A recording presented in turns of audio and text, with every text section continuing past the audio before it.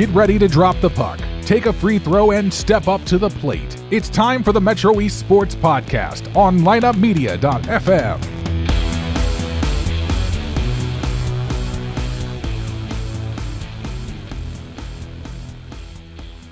Okay, we're going to talk baseball here in a second with Geoff Hartlieb and Dr. Arthur Langston. But first, I got to talk about Keller Williams Marquee. If you're looking to buy or sell a home in the Metro East on the Illinois or Missouri side, please give our partners at Keller Williams Marquee, Jeb and Ginger Blassingame, the chance to serve you. They have offices in Waterloo, O'Fallon, and Edwardsville with more than 130 agents. The Blassingames are a family-owned business that has helped over 5,000 families find just the right home. The Lipes are one of those families. Jeb and Ginger sold our house quickly because they're experts at staging and pricing, and they helped us find the perfect home, and they can do the same for you. No wonder they're ranked in the top 10 real estate teams in North America. Give Jeb and Ginger Blassingame a call at 618-578-9276 or check them out online at blassingamegroup.com. You will not be disappointed. All right, welcome to the show. Geoff Hartlieb, Dr. Langston. Yeah. Good to see you. Hello. Glad to be here. Glad to be back.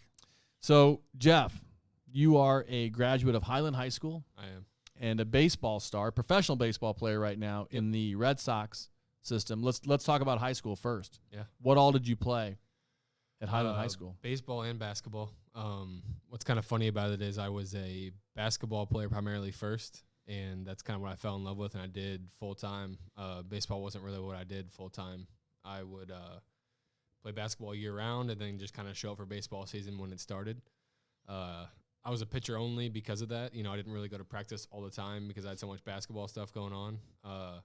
And I went to college for basketball first, just basketball for the first year of college up at Quincy University in Northern Illinois. And then decided I didn't like it anymore. I fell out of love with the game a little bit, and I didn't want to be a regular student in college. And so I just kind of – I was talking to my mom at the time, and she was like, you're not going to like being a regular student. Like, you're going to be bored. You're going to get a job. I didn't want to get a job. So it was that, or, you know, I sent out some feelers. I sent a couple emails out to schools in the area, Southern Illinois, St. Louis area, and said who I was, that I had hit 90 miles an hour in high school, how tall I was, whatever. And you're 6'5". Yes, yeah. Or are you taller than that? No, I'm 6'5". Yep. And I was at the time, too, and you know, Lindenwood University, Coach Bletcher, he's still the coach over there now. They were making the jump to D2, and he answered my email in like 5 minutes. I went down there, threw a bullpen, and they offered me a scholarship, and went there for 3 years, and then graduated. And I got drafted by the Mets in 2015, and didn't sign. Went back to school, and then got drafted by the Pirates in 2016, and signed and went to go play rookie ball with them. And loving it? Yeah, yes, I do love playing the game. It's a grind at times, but I get to play a game for a living. You know, I don't have a lot of complaints. And what type of pitcher are you? You starter? You coming out of the bullpen? What are you doing? All bullpen all the time. That's what I've been since I was a starter in college, and then as soon as I got to pro ball, I've been in the bullpen ever since. Ideally, would you like to be a closer? No, not necessarily. Just because where I'm at in my career, opportunities to be a closer aren't there. That's not really how. It's hard to get into that role, and I was a low round draft pick who just kind of worked my way up to the system on my own, and those roles don't just throw themselves at you. You know, you got to have a couple really, really good years in a row at the big league level to get offered that type of job, and I've kind of fallen to middle to late relief. I can get some holds in there, and whatever role they want me to do, You're going to do I'll it. take the job. Yeah, absolutely. And you're obviously in here with Dr. Arthur Langston of Integrity Spine and Joint Center in Troy. So it's not everybody who has their own personal chiropractor who follows them around. No doubt. I'm a groupie, all right, what can I say? But you recommended Geoff for the show Yeah, because yeah. of your relationship. Talk about how you met Geoff. So Geoff was actually referred into us from the trainer at the high school, right? Yeah, Tried high school. Jack. Edgar. Jack Edgar, and got to meet him. Super great guy. You know, he's fun to hang out with in the office a little bit. And So you were working with the Triad training staff. Yeah, so Sam Weber was my high school pitching coach at Highland. He's now the pitching coach at Troy, and Okay. he teaches over there now too. And when he got there, he was like, hey, there's an awesome trainer here, Jack Edgar. He's been here for forever. He knows what he's talking about. I had some stuff just going on with the body, maintenance stuff from the year, just wear and tear. And we developed a good relationship, and he recommended me go over here for some neck, first rib stuff I had going on, shoulder, and I've been going there ever since. I tell you what, I'm good friends with Mark Little, who played professional baseball from Edwardsville. Okay. And I just think the baseball season is so long. Yeah. It is so hard on your body. Definitely. I mean, he had so many injuries. Mm-hmm. He ran out of the dugout one time in Milwaukee, caught his spikes, and fell down and broke his thumb. Damn. You know, and it's like, oh man, it's so heartbreaking to hear about your injuries, but it's so important that you have people like Dr. Langston and Mr. Edgar at Troy High School that keep you healthy. No doubt. I mean, it's one of those things where if you don't find those kind of people that can help you out, you're not going to be your best self when you do go back to spring training. So it's on you personally to find who can help you, and then, trust them, boom, go with it. Trust them. That's a big thing. What we developed together, For sure. So what are you helping this guy with?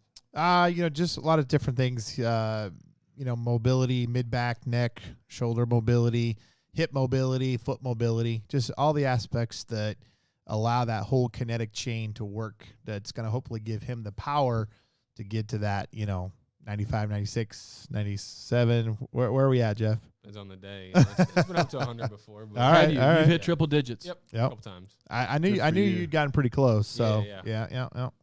And he's, I'm a Lindenwood guy too. So, we got a little connection there. So that's a good time. That's awesome. All right. Describe yourself as a pitcher, Jeff. Sinker, slider for the most part. Trying to work in a little bit of a cutter right now. Going to three different teams this year, you kind of lose your identity along the way a little bit. And so kind of in the process of maybe not reinventing, but figuring out what can get you to the big leagues and keep you in the big leagues is kind of the name of the game at this point for me.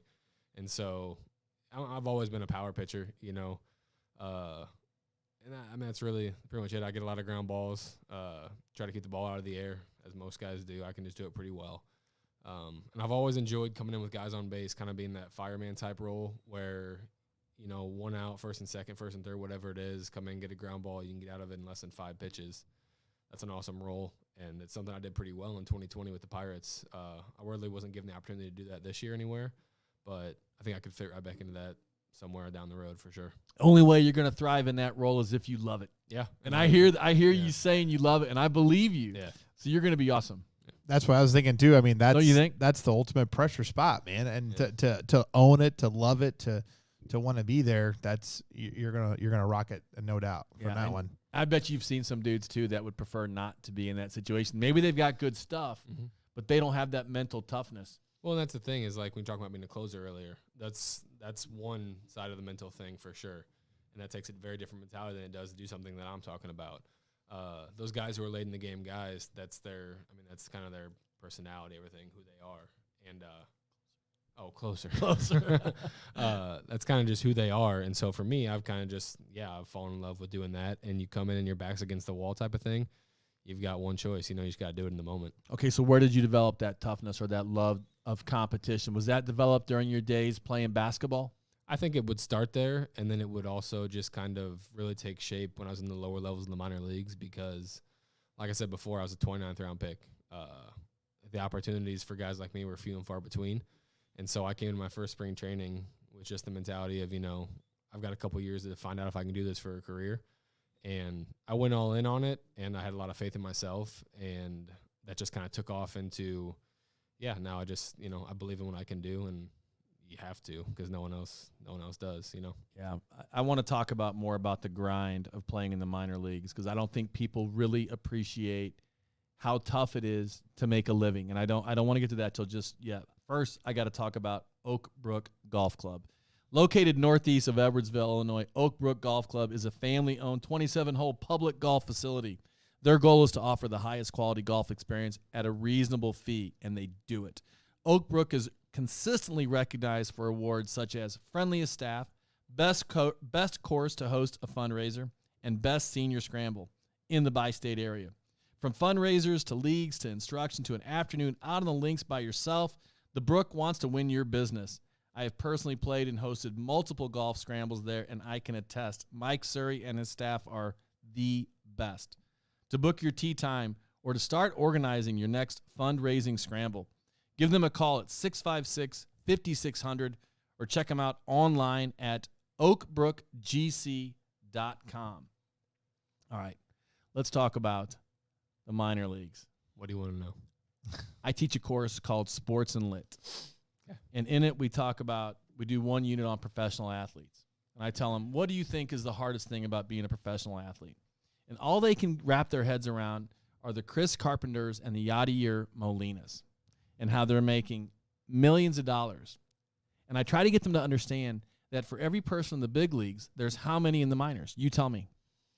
Each team has 250 in the minor leagues times 30 teams, and that's not including the big league roster, which has 30 guys on it usually. So maybe like 30, 40 guys behind that guy in the big league uniform. Mm-hmm. And those guys are playing minor league baseball. They're professional baseball players. They're getting a check. Absolutely. But what don't people understand about the grind of being in the minor leagues, especially when you start off? Where did you start off?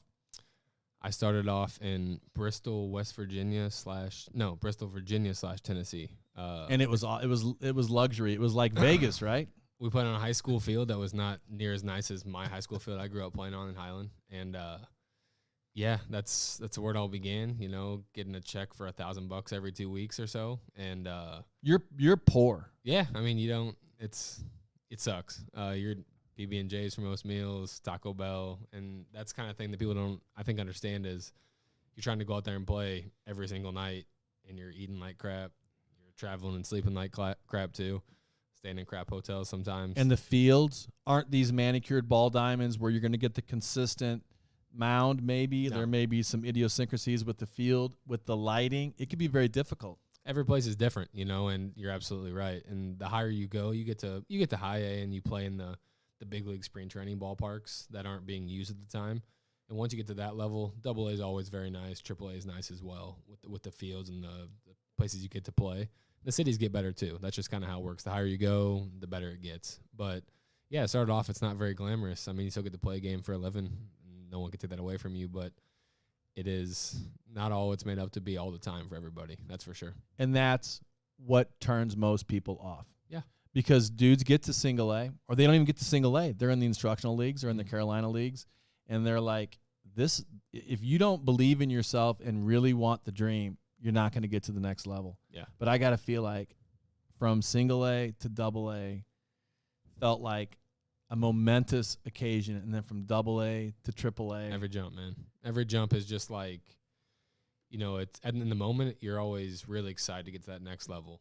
And it's funny because the jump from high to double A, they say, is the biggest one. I jumped to which one? The high from high to the double A. Okay. That's something people don't always know either, is there's 6 levels before you get to the big leagues that you got to jump through all the way up. I didn't know that. Yeah, I was A thinking. lot of people think it's just double A, triple A, and you're up there. I thought it was I thought it was instructional leagues. I knew that there were instruction. There's Dominican, there's instructional leagues, there's rookie ball, there's high rookie ball, there's low A, high A, double A, triple A. Wow. And so, I mean, I skipped over the first 2, I think, just because I wasn't a high school pitcher coming out. I had been to college, so I was older, and so they don't start you that low. But I started as low as you could from that point. And, yeah, I mean, the jump from high to double A is like the biggest one, kind of. But when you get to triple A, it's kind of weird because there are guys in triple A who have been to the big leagues already. Right. And they're very salty about being in triple A. So you're getting there and you're very excited to get there, right? And half the team is not very happy that they're at that level. So it's the first time really where it's just a weird combination of 2 very different sides of the baseball world coming together. And now I'm on the other side of that, where I've been in the big leagues for 3 years now, and I'm back in AAA. And so I've always kind of told myself I'm not going to be that guy that ruins it for a younger guy who's excited to be there. But it happens. I think it's the same at every sport. I'm just in my mind, I'm thinking about tennis. Mm-hmm. And you've got guys at the 3 levels, and you're either moving up or you're moving down. If you're in that middle level, you're with guys that have won singles titles on the ATP big time. And if you're moving up, you know, you're excited to be there. Or maybe you're an older guy who's just on his way down. So that's an interesting point too. What do you bring into the club as a person? Not just as a baseball, not just on the mound, but what do you bring to the club? What do you bring to the franchise as a person? I think at this point I can help keep a clubhouse pretty light. And I try and bring a good attitude to the field every day. I think it's very important to pour into a clubhouse and not take out of it. It's very easy over the course of a season with stuff in your personal life, whatever it is, if you're not playing well, to really let that affect who you are and your attitude you bring to the field every day. But I think it's just important for a team to be successful as, if the bulk of the guys are coming to the field and enjoying it and they're friends kind of, you can talk about stuff. And because let's be honest, I mean, over the course of a long season like that, stuff's going to bleed into how you're playing, who you are, and what you're doing every day. And be able to see that, and I really try and just build relationships with people. Sit in the bullpen, you're down there with anywhere from 6 to 10 other guys all day, every day, getting to know them. The younger guys especially, it's fun to hear them being excited about getting there and what they're doing. They're like, oh, we think I can make it to the big leagues this year, this and that. It's just fun to hear that and see that. It's cool to be around. I think baseball is weird in the sense that no group of men spends so much time sitting around together in their underwear.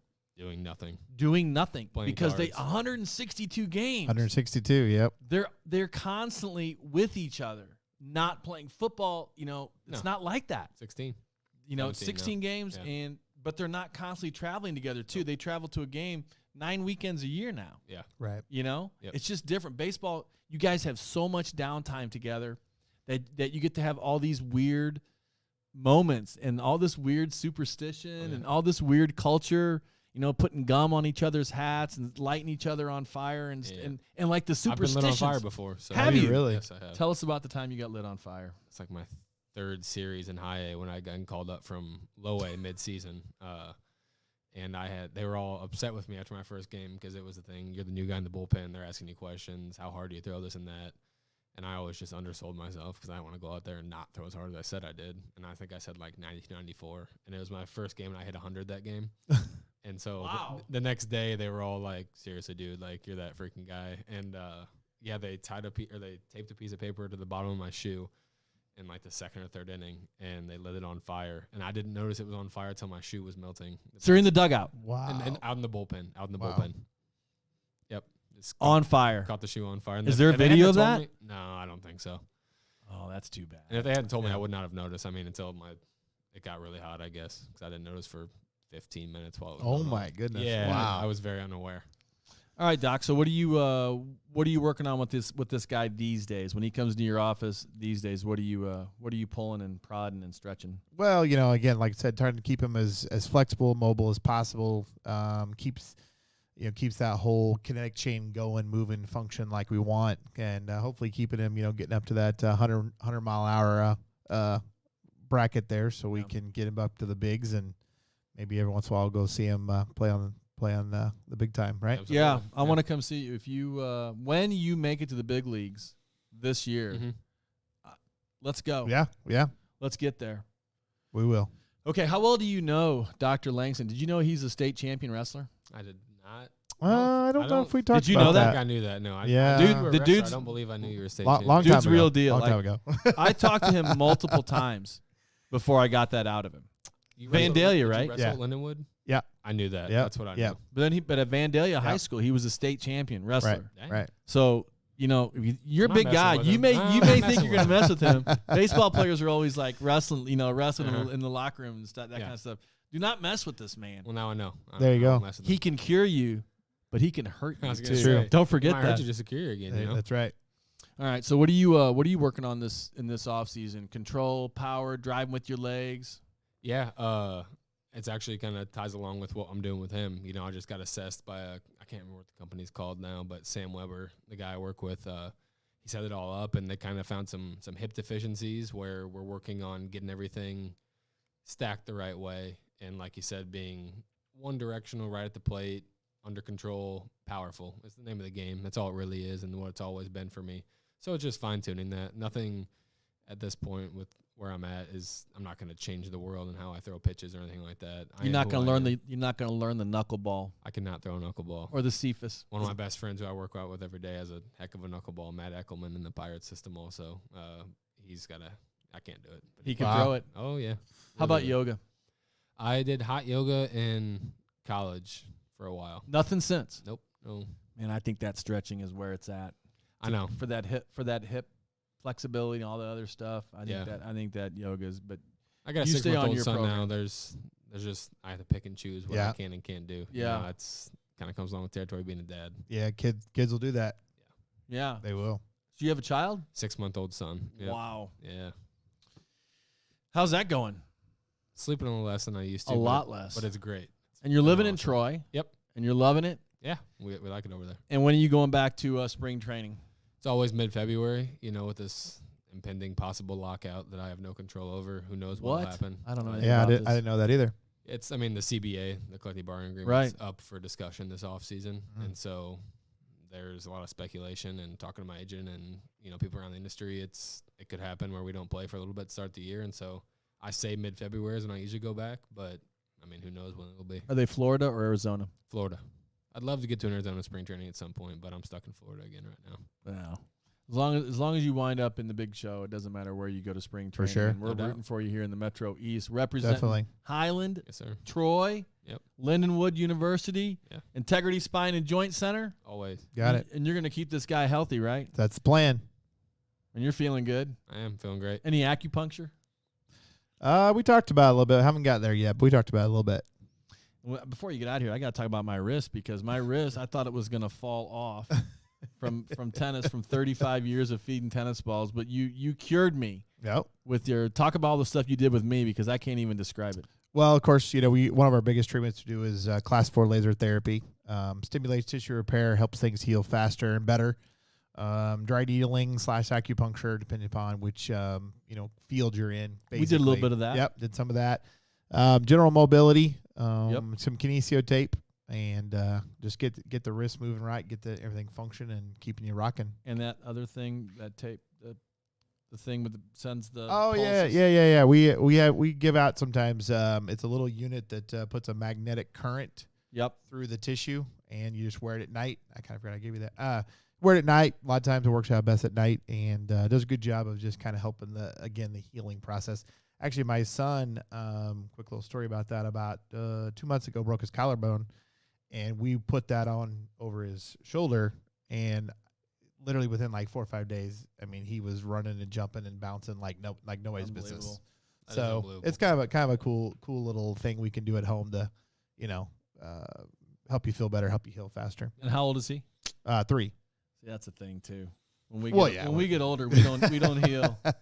Of Jeff, course. Jeff, Not you quite don't as know what quick. it's like to feel old yet. Like you're I not. feel like you're- I'm starting to get there, but other guys tell me I'm not. yeah, so. well, you pointed at me when you No, said no, other other guys. guys, That's other kind of guys, weird. other That's guys. kind of I could be offended by that, but anyway. So, well, we're rooting for you. Thank Yeah. you. I can't absolutely. wait. I can't wait to see you. Appreciate It'll be a big moment for you when it happens. Yeah. Let's talk about post career. Yeah. Because you're not going to pitch past the age of 48, I'm sure not. not like Gaylord Perry. No. So, what do you want to do after you're done throwing a baseball? I've been thinking about that a little bit recently just because of the lockout and everything. I was like, what would I be doing if I was You want to playing host a baseball? podcast? Yeah. The Metro East Sports Podcast is looking for somebody who can talk behind the microphone. Hey, maybe I kind of Yeah. went to school for it, Yeah. I was Is a that what you did? public Broadcasting? relations advertising, and when I was in the radio booth for a year, doing we had to do it for a class, so I've been in there Really? before. Yep. Let's hear a call.